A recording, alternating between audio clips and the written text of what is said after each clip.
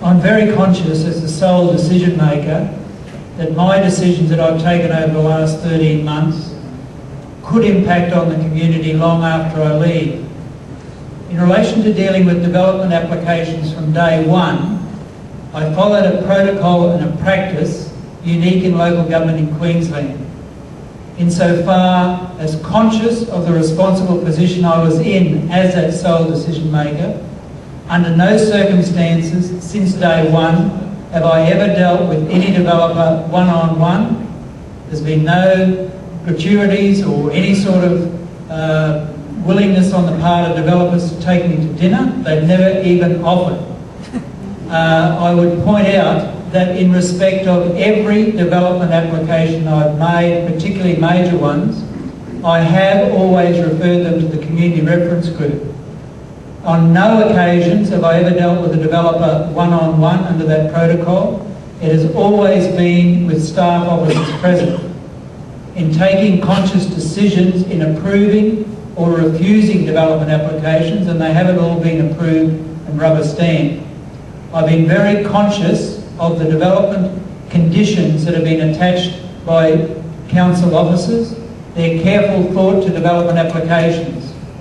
Under the Integrated Planning Act now, most developments have the opportunity to be referred to referral agencies or concurrence agencies, as in the case of the EPA, Main Roads, Department of Natural Resources, Department of Fisheries.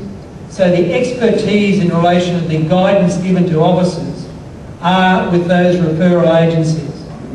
Every application, irrespective of the size of it, and some of those have been up to 800 pages, have been consciously looked through by me, and on the guidance of the officers concerned, I've made those decisions. I'm conscious of the approvals that I've given to development applications have in some cases been challenged by submitters. It's my understanding before I leave, the two that have been to court, or one that's been to court and one withdrawn, have been unsuccessful in relation to the decisions I've made. I'm comforted by the fact then that there has been careful consideration to them in the time I've been here. If there's particular points as those have been referred, as Neil Clark said, it is important to go back to the officers concerned. If there's a breach of those referral agencies' conditions, again the council can engage them to ensure that there is compliance by the relevant departments. As I said, it's not been a one-man band situation, or it has because I'm the sole decision maker, but it's been after careful consideration and the guidance of the people on the ground and the community reference group have a knowledge of it. The relevant officers have considered planning law, and on those decisions there's been no deviation from council's fees or policies in any decisions I've made. Whilst there is room to move within those policies, and we have, there's been no variation or deviation from them in any decisions that I've taken over the last 12 months. Every agenda in relation to development applications has the full background information, including the submissions, and as I said, they are embodied in those reports and taken into account.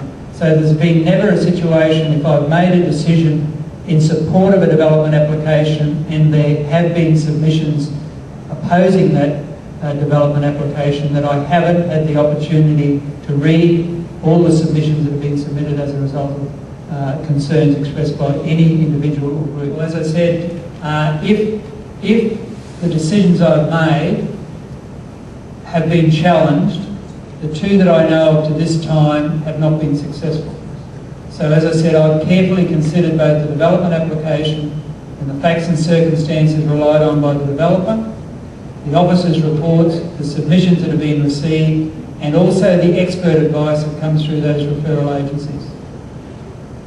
I'd like to say that I'm very encouraged in a democratic process of the role played this evening by the Mission Beach Association and the gathering of people here tonight.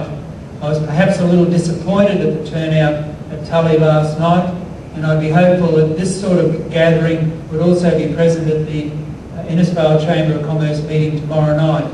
It shows that local government, as it is implied, the level of government closest to the people, at least you as an audience have had every opportunity tonight to listen to the policies advanced by the mayoral and Division 3 councillors or candidates, and that you leave, or they leave as candidates, knowing that they've given it their best shot in advancing their policies to this audience, and you in turn will talk about those policies with your friends and those who will vote on the 15th of March. But likewise, you as an audience get an opportunity to say, yes, I know that I can vote for the best candidate that I believe will lead this council over the next 4 years. Tonight you've heard a lot of ayes, and I don't get involved in the election process. You've heard a lot of ayes, which is appropriate for the mayoral and councillor candidates. The reality of the success of the Cassowary Coast Council over the next years is those collective ayes become a we, and there won't be, as there has been with me, unanimous decisions on every decision of council. The reality is there will be passionate debate, and that is appropriate. But at the end of the day, when the decisions are made, it's done in an atmosphere of the mayor running a meeting and giving his councillors or his or her councillors the opportunity to express their point of view, and by majority vote, decisions, be they on planning or any matters concerning the management, administration and operation of the council, will be as a result of passionate debate in the council meeting, and for the parties to lead knowing that they've given it the best shot to argue their case, but remembering that it's the collective wisdom by the majority of councils that form the pathway to success for the Cassowary Coast over the next 4 years. I would also like to say, in reference to some of the things the candidates have mentioned on the financial sustainability, also as chairman of the Local Transition Committee, I publicly announced last night that the Minister, as in Warren Pitt, members of the Treasury and the Department of Local Government, and also our consultant David Spirit, will meet with the Mayor of Cardwell Shire, Councillor Galliano, the interim CEO, Mr Mark Kelleher, the CEO of Johnstone Shire Council, Stuart Randall, and myself at Parliament House on the 11th of March. Personally, I would have liked that meeting to be held before then. We are hopeful that the report from David Spirit will be released within the next week. Protocol-wise, it should be left with the Minister to pore over that report and form his own opinion before he meets with us on the 11th of March. But I would be hopeful within a shorter period of time, particularly in the last week of the election campaign, that report can be released with the full knowledge a decision by the Minister won't be made until after the election. In driving that report, I would believe that, and it's realistic to accept this, that the government, in terms of any financial assistance, will have strings attached to it, just as the governments do in the aftermath of Cyclone Larry and the NDRA funding. There are strings attached to that money.